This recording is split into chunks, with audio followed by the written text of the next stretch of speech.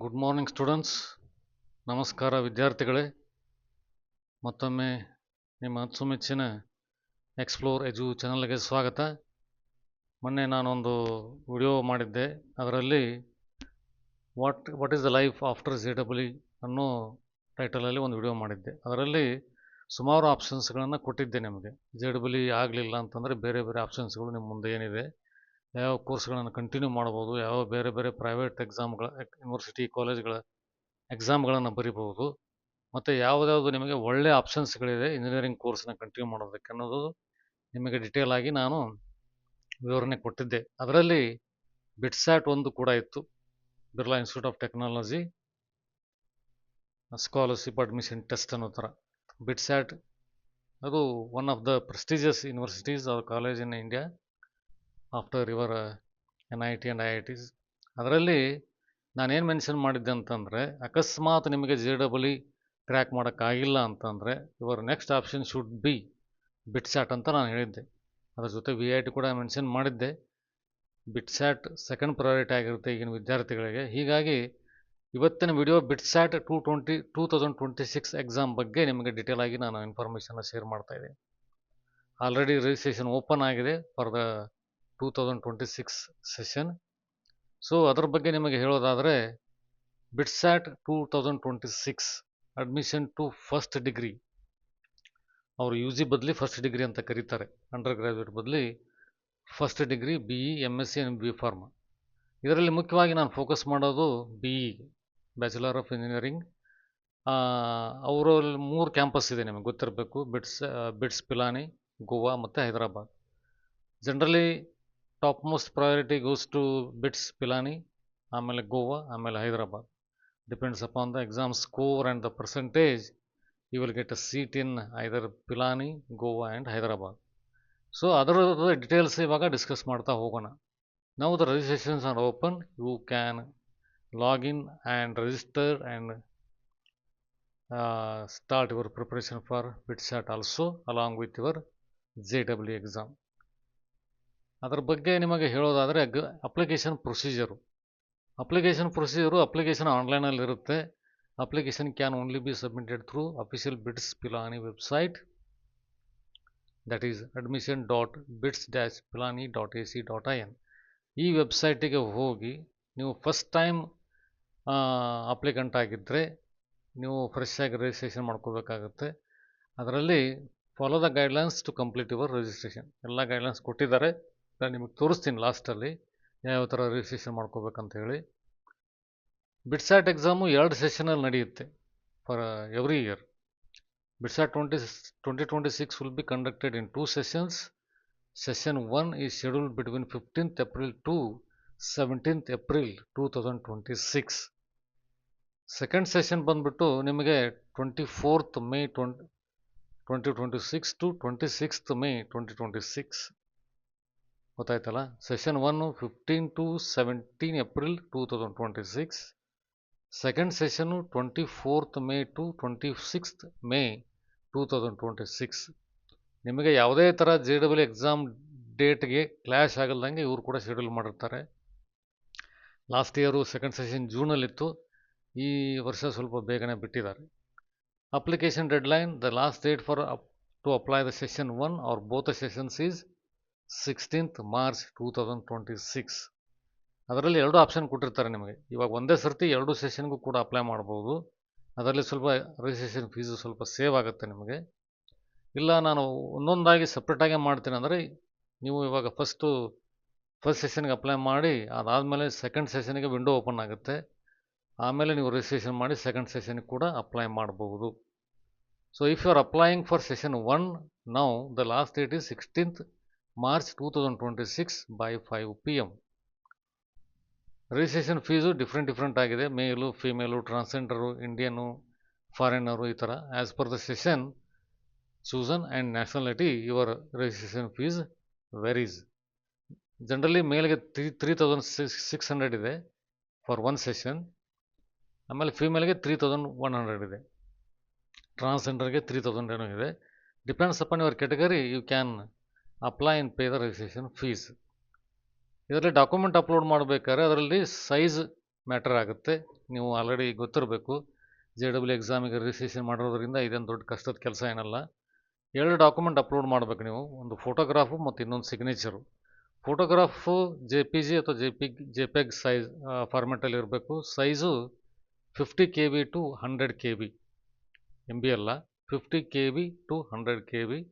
Signature ಕೂಡ JPG ಅಥವಾ JPEG ಫಾರ್ಮೆಟಲ್ಲಿ ಇರಬೇಕು. Size 10 KB to 100 KB. ಈ ಎರಡೂ ಸೈಜ್ಗಳನ್ನು ಗಮನದಲ್ಲಿಟ್ಟುಕೊಂಡು ಫೋಟೋಗ್ರಾಫು ಮತ್ತು ಸಿಗ್ನೇಚರ್ನ ರೆಡಿ ಮಾಡ್ಕೊಳ್ಳಿ. ಅಪ್ಲಿಕೇಶನ್ ನೀವು ರಿಜಿಸ್ಟ್ರೇಷನ್ ಮಾಡೋಕ್ಕಿಂತ ಮುಂಚೆ, so that you can directly upload in the website or the application. ನೀವು ರಿಜಿಸ್ಟ್ರೇಷನ್ ಮಾಡಬೇಕಾದ್ರೆ ನೀವು ಡೈರೆಕ್ಟಾಗಿ ಅಪ್ಲೋಡ್ ಮಾಡ್ಬೋದು, ಇಲ್ಲಾಂದರೆ ಅಪ್ಲಿಕೇಶನು ತೊಗೊಳ್ಳಲ್ಲ, ರಿಜೆಕ್ಟ್ ಆಗುತ್ತೆ. You have to just cut size your file. ಇದು ಅಪ್ಲಿಕೇಶನ್ ಪ್ರೊಸೀಜರ್ ಬಗ್ಗೆ ಆಯಿತು. ನೆಕ್ಸ್ಟ್ ನಾನು ಏನು ಹೇಳ್ತಾ ಇರೋದೇನೆಂದರೆ, ಯಾವ ಥರ ಎಕ್ಸಾಮ್ ಇರುತ್ತೆ, ಯಾವ್ಯಾವ ಥರ ಇರುತ್ತೆ ಅನ್ನೋದ್ರ ಬಗ್ಗೆ, ಎಕ್ಸಾಮ್ ಫಾರ್ಮೆಟ್ ಬಗ್ಗೆ ನಿಮಗೆ ಹೇಳ್ತೀನಿ, ನೋಡೋಣ. ಎಕ್ಸಾಮ್ ಫಾರ್ಮೆಟಲ್ಲಿ part 1 physics 30 questions, part 2 chemistry 30 questions, part 3ನಲ್ಲಿ English proficiency 10 questions, logical reasoning 20 questions, part 4 mathematics for BE or biology for B.Pharm. Questions number of questions is 40. ಅಂದರೆ ಪಾರ್ಟ್ ಎನಲ್ಲಿ physics 30 questions, part 1 physics 30 questions, part 2 chemistry 30 questions, part 3 English proficiency 10 questions, ಅದರಲ್ಲಿ ಮತ್ತೊಂದು category logical reasoning 20 questions, part 4 mathematics 40 questions for BE. If you are going for B.Pharm, the part 4 consists of biology with same number of questions, that is 40. Total questions will be 130. Each question carries 3 marks with 1 negative mark, so the total marks will be 390.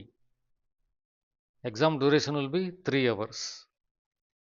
Total questions 130, exam duration 3 hours, total marks 390.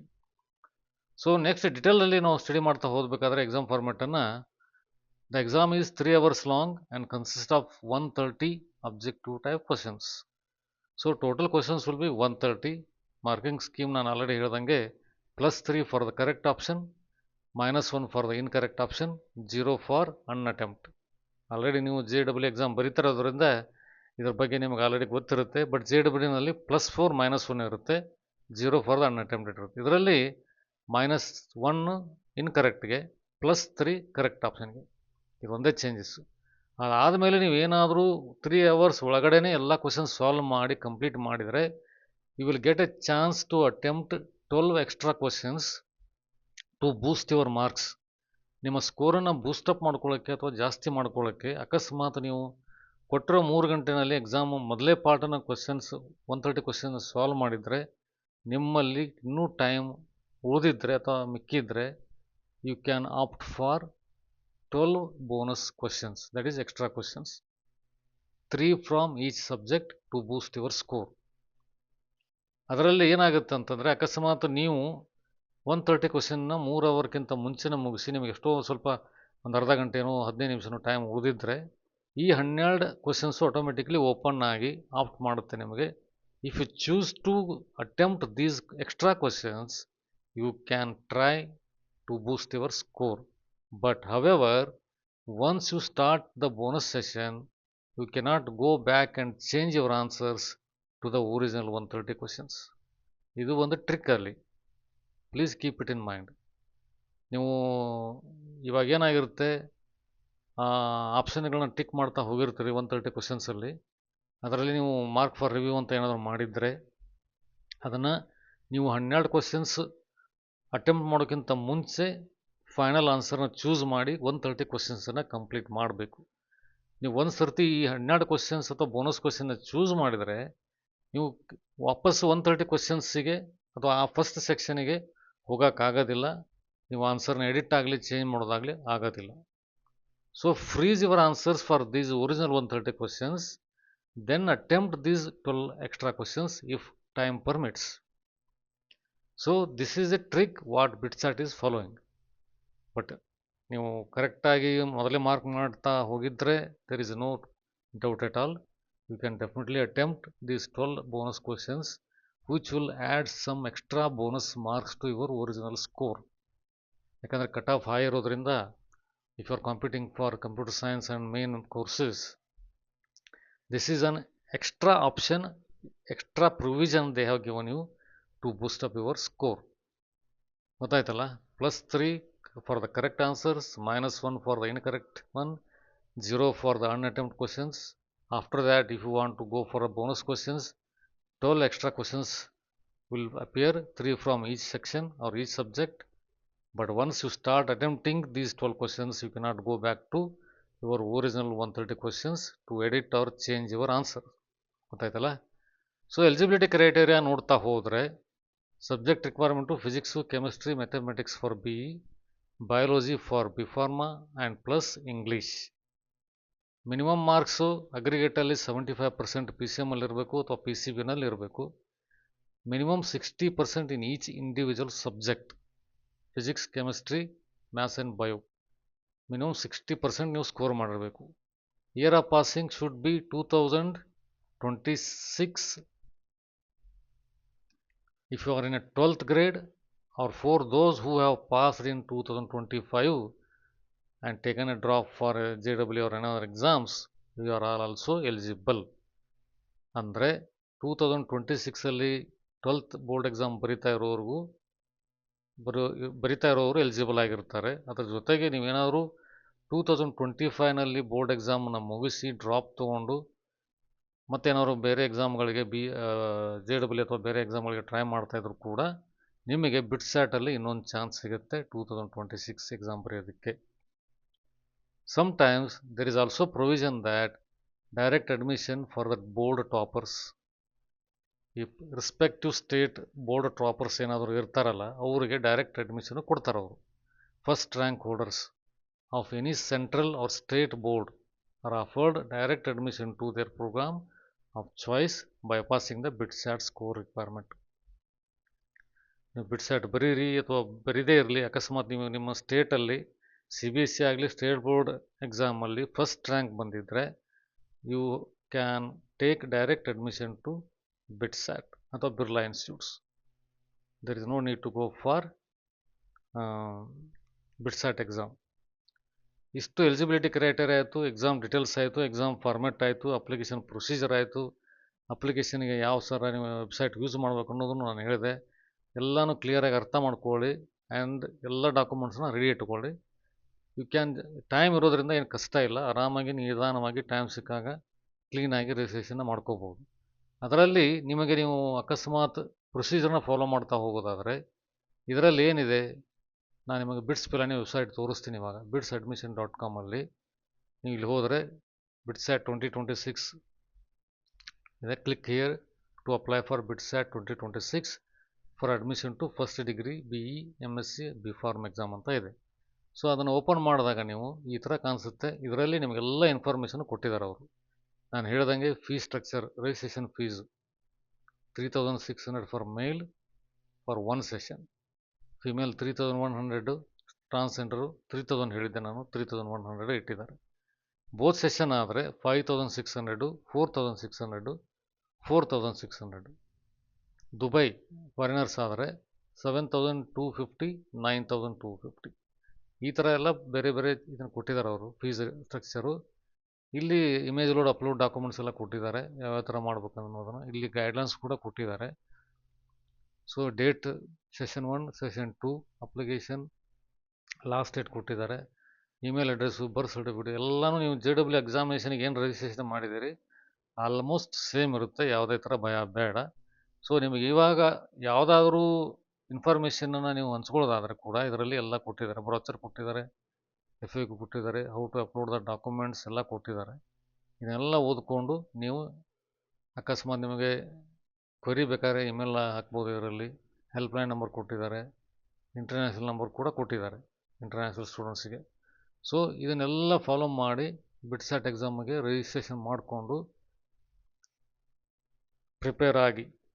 Preparation ಏನು extra ಬೇಕಾಗಿಲ್ಲ. If you are thoroughly preparing for JEE mains exam for 2026, you are good to go with BITSAT also. There is no need to panic. Only additional preparation is for English and logical reasoning. ಅದರಲ್ಲಿ ಅಂಥದ್ದೇನು difficulty level ಇರೋದಿಲ್ಲ. ಸ್ವಲ್ಪ ಕ್ವಶನ್ಸ್ಗಳನ್ನ practice ಮಾಡಿ ಹೋದರೆ ನಿಮಗೆ time save ಆಗುತ್ತೆ. ಅದ್ರ ಜೊತೆಗೆ ಸ್ಕೋರು ಮಾಡೋಕ್ಕೆ ಈ ಸೆಷನು ತುಂಬ ಇಂಪಾರ್ಟೆಂಟ್. 30 ಕ್ವಶನ್ ಏನಿರುತ್ತೆ 10+20, ವಿದ್ಯಾರ್ಥಿಗಳು ಸ್ವಲ್ಪ ಚೆನ್ನಾಗಿ ಸ್ಕೋರ್ ಮಾಡ್ಬೋದು ಇದರಲ್ಲಿ. ಸೊ ಅದರಿಂದ ಅದರ ಕಡೆ ಒಂದು ಸ್ವಲ್ಪ ಪ್ರಿಪೇರ್ ಆಗಿ ಒಂದು ವಾರದ ಮುಂಚೆ ಇದ್ದರೆ ಪ್ರಿಪೇರ್ ಆದರೂ ಸಾಕು. ನೀವೇನು ಅದಕ್ಕೇನು ಜಾಸ್ತಿ ಟೈಮ್ ಬೇಕಾಗಿಲ್ಲ. ಅದಕ್ಕೆ ಮಾಕ್ ಟೆಸ್ಟ್ ಕೂಡ ಬರುತ್ತೆ. ಎಲ್ಲಾದರೂ ಒಂದು ಕೋಚಿಂಗ್ ಇನ್ಸ್ಟಿಟ್ಯೂಟಲ್ಲಿ ಜಾಯ್ನ್ ಆಗಿ ಅಥವಾ ಬೇರೆ ಕಡೆನೂ ಪರ್ಚೇಸ್ ಮಾಡ್ಬೋದು. ಮಾಕ್ ಟೆಸ್ಟ್ಗಳನ್ನು ಪರ್ಚೇಸ್ ಮಾಡಿ ಒಂದು ಅಟ್ಲೀಸ್ಟ್ ಒಂದು 5 to 10 ಮಾಕ್ ಟೆಸ್ಟ್ ತೊಗೊಂಡ್ರೆ you definitely have a fair chances of cracking this exam also. So ಈ ವಿಡಿಯೋ ಇಷ್ಟ ಆಗಿದ್ದರೆ ಲೈಕ್ ಮಾಡಿ, ಎಲ್ಲರಿಗೂ ಶೇರ್ ಮಾಡಿ, ಎಲ್ಲ ವಿದ್ಯಾರ್ಥಿಗಳಿಗೂ ಕೂಡ ಇದು ರೀಚ್ ಆಗಲಿ. ಯಾರ್ಯಾರು ಇಂಜಿನಿಯರಿಂಗ್ ಅಸ್ಪಿರೆಂಟ್ಸ್ ಇದ್ದೀರಿ ಇದರ ಪ್ರಯೋಜನ ಪಡೀಲಿ. ಚಾನಲ್ಗೆ ಸಬ್ಸ್ಕ್ರೈಬ್ ಆಗಿ, ಯಾರ್ಯಾರು ಫಸ್ಟ್ ಟೈಮ್ ನೋಡ್ತಾ ಇದ್ದೀರಿ ದಯವಿಟ್ಟು ಚಾನಲ್ಗೆ ಸಬ್ಸ್ಕ್ರೈಬ್ ಆಗಿ. ಈ ಚಾನಲಿಂದ ನಿಮಗೆ ಒಳ್ಳೊಳ್ಳೆ ಕಂಟೆಂಟ್ ಬರ್ತಾ ಇರುತ್ತೆ. ಎಲ್ಲ ಎಕ್ಸಾಮ್ಗಳ ಬಗ್ಗೆ ಆಗಲಿ, ಎಲ್ಲ ಕೋರ್ಸ್ಗಳ ಬಗ್ಗೆ ಆಗಲಿ, ಕಾಲೇಜ್ ಬಗ್ಗೆ ಆಗಲಿ ಎಲ್ಲ ಮಾಹಿತಿ ನಾನು ಕೊಡ್ತಾ ಇರ್ತೀನಿ. ದಯವಿಟ್ಟು ಎಲ್ಲರಿಗೂ ಇದನ್ನು ಶೇರ್ ಮಾಡಿ ಮತ್ತು ಲೈಕ್ ಮಾಡಿ. ಎಲ್ಲರಿಗೂ ಒಳ್ಳೆಯದಾಗಲಿ. Thank you very much.